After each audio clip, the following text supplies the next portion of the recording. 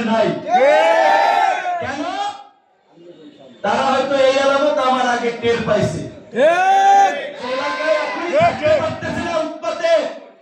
আমি টের পাইছি এলাকায় আইসা।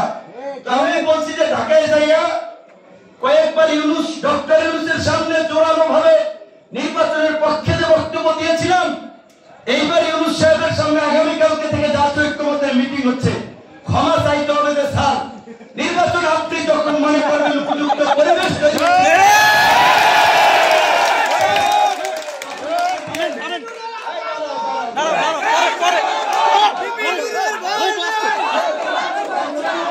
যখন মনে করবে এবং বলবে লেভেল প্লেইং ফিল্ড তৈরি হয়েছে, সবাই নির্বিঘ্নে সভা সমাবেশ করতে পারবে, এলাকায় থাকতে পারবে, হুমকি ধামকি থাকবে না, রাজনৈতিক এই আগেকার সেই আধিপত্য বিস্তারের সংস্কৃতির পরিবর্তন হবে, তখনই নির্বাচনের রোডম্যাপ দিতে হবে।